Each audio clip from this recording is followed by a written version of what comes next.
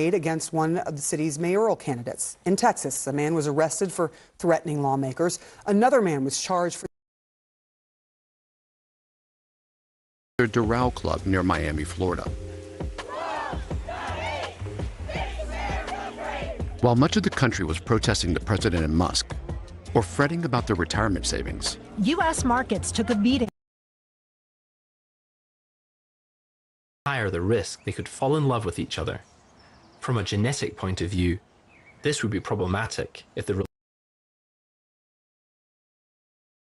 it with other specimens.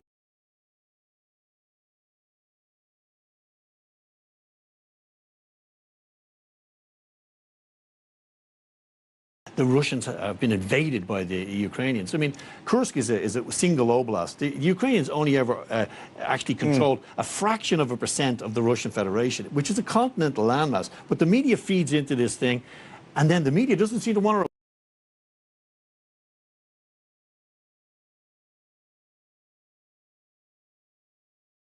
to issue.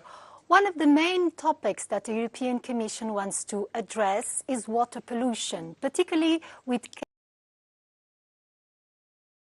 The four of us performed.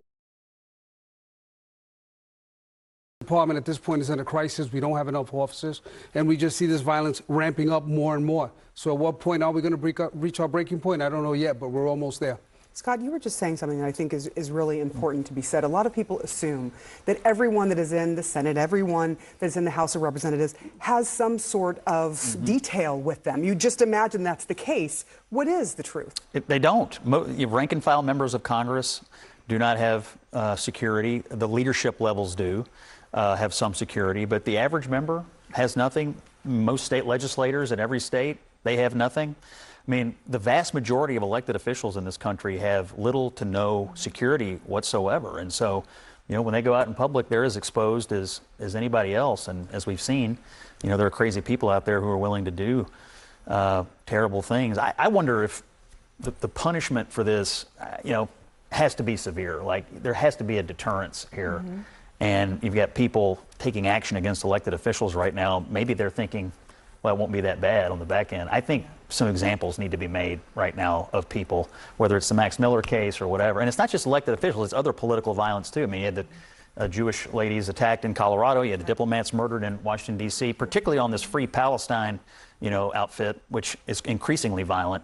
We're going to have to make some examples of people. This is unacceptable. But you have to also remember what happened in Minnesota, a man who had a hit list, basically, but police were saying, of Democrats that he may have intended to take out after being accused of shooting two sets, a senator and speaker. I mean, when you consider that, it is terrifying. I want to ask you something. When you look at this, and all of you consider this, there is so much vitriol in politics. And it's not just coming from the folks who vote. It is coming from the top on down. Are they in some ways to blame for how this is sort of happening in our society? Because the vitriol keeps going, and it's kept going even after this horrible assassination. Absolutely. I mean, I think that this should be nonpartisan. I won't even say bipartisan. Political violence is unconscionable. And this is personal to me because I'm married to an elected official, a local commissioner, and you know, we don't have anybody to protect our home except for he's the man of the house, of course. But you know, I would like to see really loud, unequivocal condemnation for this, not jokes about who's a leftist or even a MAGA person, like what Senator Mike Lee did, and he had to be shamed into deleting a tweet. It was unconscionable. And so when this kind of activity is normalized because it's a way to own the other side and how violent they are, then it's dangerous for all parties involved. I think it should not happen, period. We need to bring the temperature down, and we should be having policy debates. We should be having, when we talk about protests, there were 5 million people who nonviolently protested, but there was violence against those protesters that was ideological. So we have to get to a point where people are not disillusioned, disaffected, or radicalized by the politics in this country, and we put people first. Go ahead. The reality here is that the president needs to set an example for the nation, set an example for leadership. And unfortunately, what we're seeing is quite the opposite. After what happened in Minnesota, he could have called Governor Walz and ask how everybody is in Minnesota. Instead, he mocked Governor Walz and said, why would I call him? This is a president who pardoned the January 6th insurrectionists, who's allowing masked men to take mothers from their children and to tackle taco vendors in the middle of the day.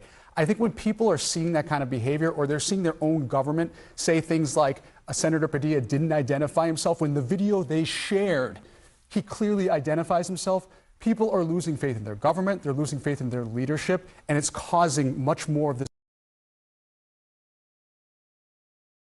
Musk to handle it.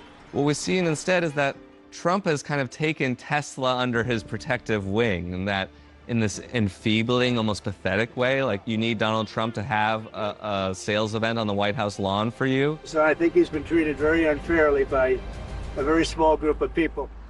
Tesla stock is so intricately tied with his wealth, and so he sees that number goes down and he loses his mind. Musk had promised he would reduce government spending by $2 trillion. But by the time his appointment as special advisor ended, Doge's website reported only $175 billion in savings. I'm sure he went in thinking, as the richest person in the world, he's therefore the most knowledgeable person in the world, and it was obvious how he could make government more efficient. There's no doubt that he believes that he knows everything, including things he knows nothing about. Now it's come back down to earth as the horrific things he's done have harmed the actual companies that he runs. In the end, it's unclear how much, if any, real savings Doge created. I think his legacy from the Doge perspective will be destructive, that it's likely to actually create more waste and corruption and fraud. We're going to see in case after case after case the cuts that Musk forced costing the American taxpayer and costing people in their everyday lives in really significant ways. I'm not just MAGA, I'm dark, gothic MAGA. Faultline sent a list of questions to Musk through Doge and his companies, but they didn't respond. We wanted to ask if his foray into Washington wasn't really about saving the government money. What was it all about? Doge is a massive data grab because Musk's future, at least as he sees it, is in artificial intelligence. Well, AI companies are running out of good data to harvest.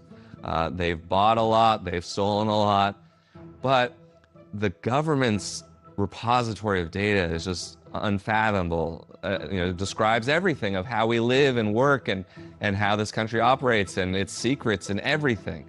And there are a lot of people in tech and in government who think that's really what they're after. If you can feed terabytes and terabytes of government data into Grok, that is a huge competitive advantage that literally no one else in the tech industry is going to have. In public statements, Musk has said his goal was simply to prevent America from going bankrupt. When Musk's time in government came to an end, Trump gave him a warm farewell and a golden key. Many of the Doge people, Elon, are staying behind too, so they're not leaving. And Elon's really not leaving. He's going to be back and forth, I think. I have a feeling. But the relationship soon unraveled after Musk criticized Trump's budget bill.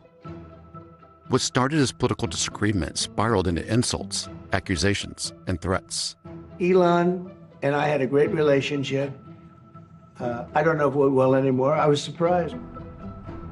Whether or not Elon Musk and President Trump reconcile, one thing is clear. A dangerous new precedent has been set. The price of power laid bare. In today's America, everything is for sale. It's probably never been true that America was a pure democracy where wealth had no impact. I mean, part of wealth was human beings were defined as property in this country for 100 years. But in modern American history, it's always been the case that money equals more power, but never more so than now. And now we have, I've lost count, but it's over a dozen billionaires in high posts in the Trump administration. You have the oligarchs at the table, and the quid pro quos seem much more on the surface. I think a lot of these other tech CEOs have seen what Elon got, and they're like, oh, sign us up. We're on board. Because if it's that easy, sure, we'll be reactionary for a while. It's like, oh, I can actually say my horrible views, donate millions and millions of dollars, and yeah, I can have whatever I want in terms of the government. Some version of what he's been doing will continue to be done after he's gone. The future is gonna be amazing!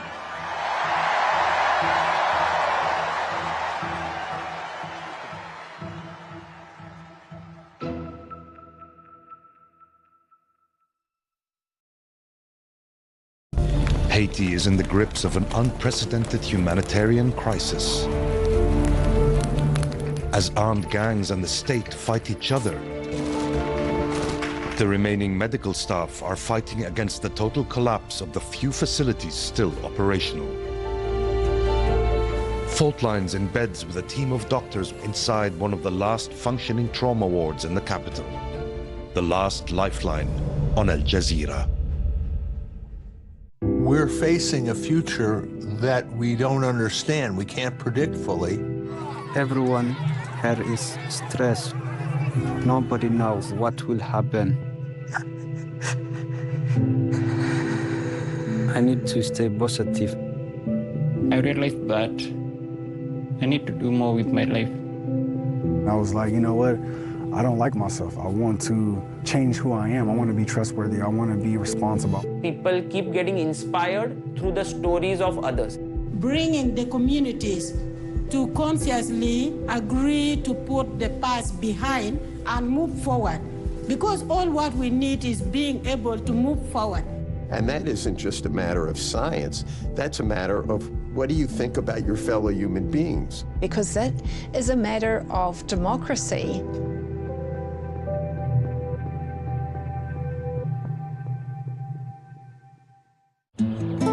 The story of a small community in one of Mexico's most dangerous states, standing up to criminal cartels and corrupt politicians. We don't want politicians anymore. They just disunite the people. In the last episode of Democracy Maybe, we explore how Tehran's elders led the fight for self-determination. At that time, thinking of the narcos was the same as thinking of Tehran's government. By the people on Al Jazeera. Award-winning documentaries from around the world. On Al Jazeera.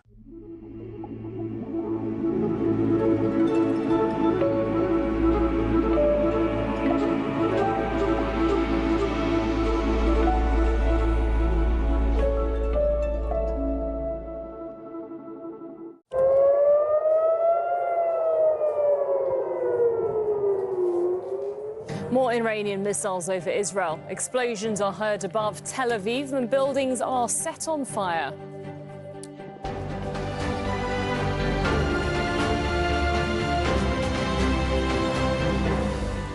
Hello, I'm Sarah Khairat and this is Al Jazeera live from Doha. Also coming up.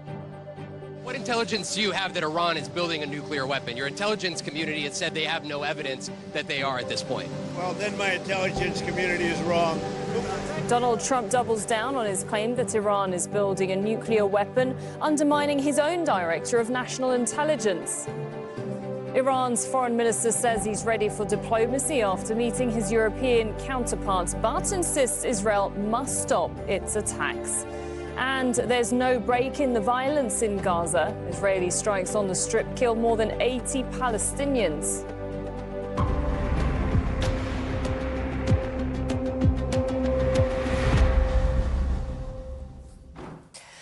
Tehran has sent another wave of missiles towards central Israel as the conflict between Iran and Israel enters its second week.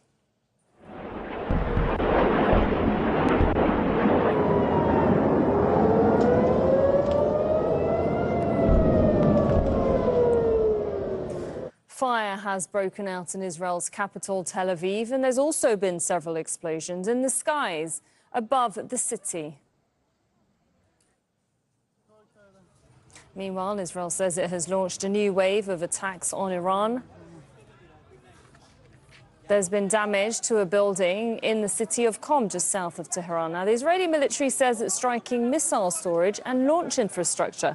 A local official says that 2 people have been killed.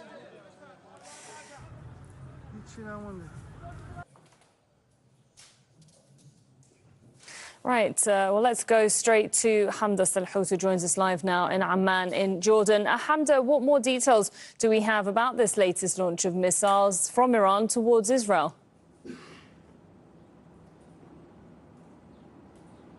Well, in the middle of the night, the Iranians launching what they say is their 18th salvo of rockets towards Israel. The Israeli military says that all of those projectiles were intercepted, but that one that was intercepted actually fell onto the roof of a building in Holon. This is in central Israel, just outside of Tel Aviv, causing a large fire to the roof of this building. But authorities say that the apartments themselves were not damaged. Now, the military says that in response, they conducted strikes in Iran on missile launchers and other sort of military infrastructure. And it's important to mention that this is now the 9th day of the exchanges of fire since Israel decided to start with the strikes in Iran just last week. And the Israeli military says that this campaign is far from over.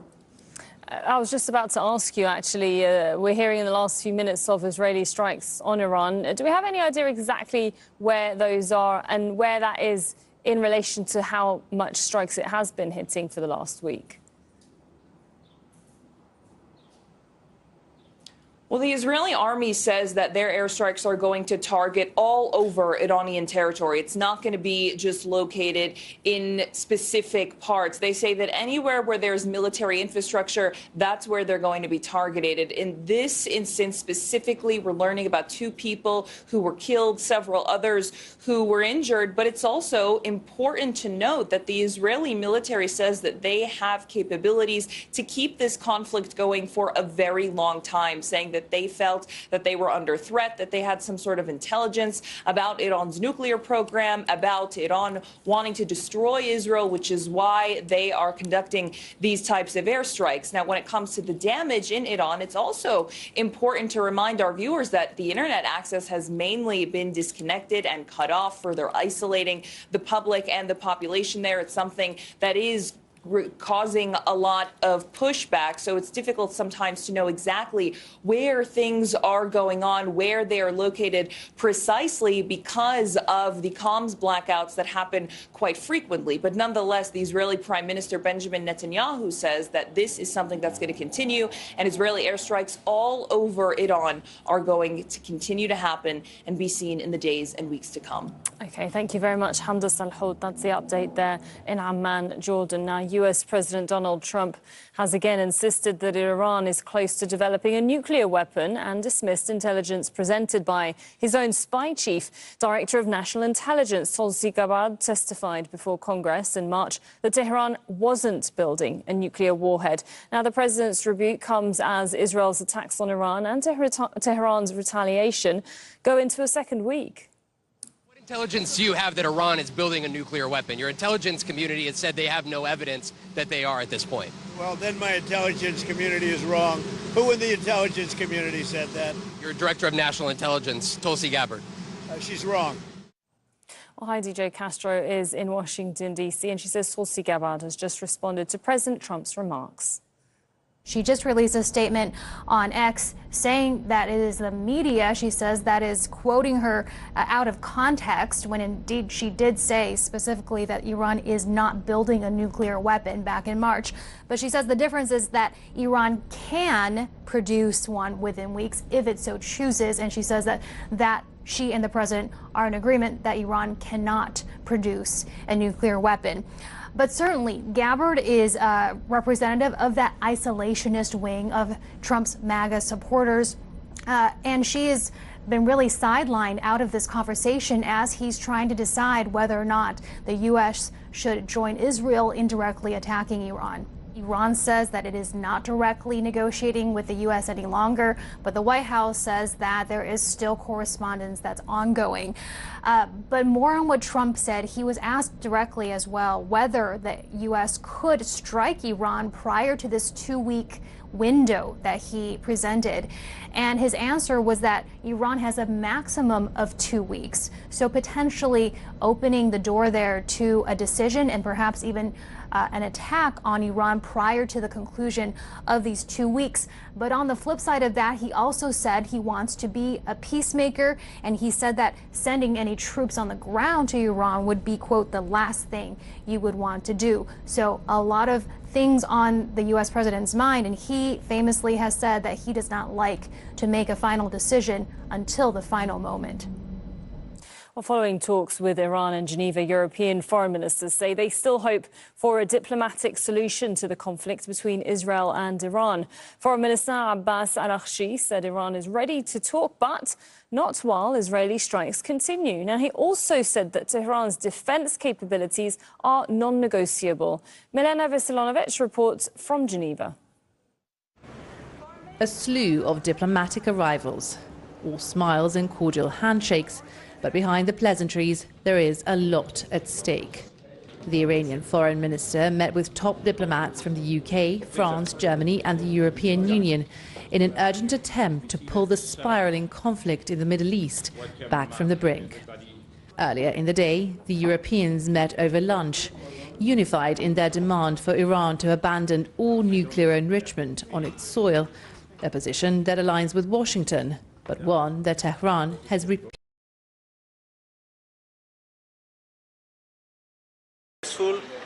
and has always been under the IAEA safeguards and monitoring. Again, Iran is ready to consider aggression is diplomacy stopped, once again. The aggressor is held accountable for the aggression is stopped.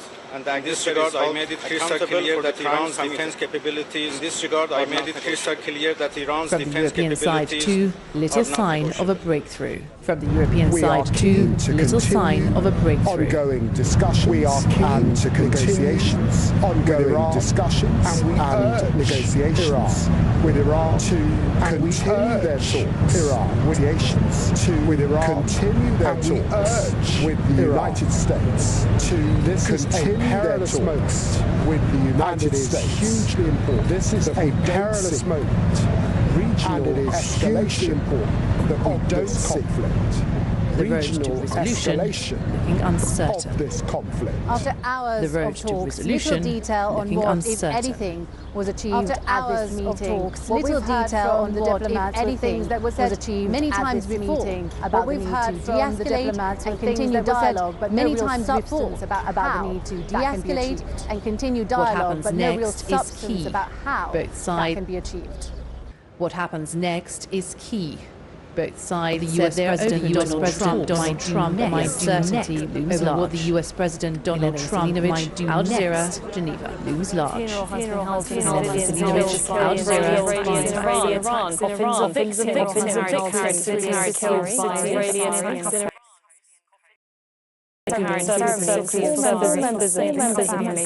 Family. The ceremony included services. Hundreds of people have been killed since Israeli. The country is defending it. He says Irani, closing the door on diplomacy. The bottom line is, I think we're in a situation. 50 women and children in the past week during Israeli attack.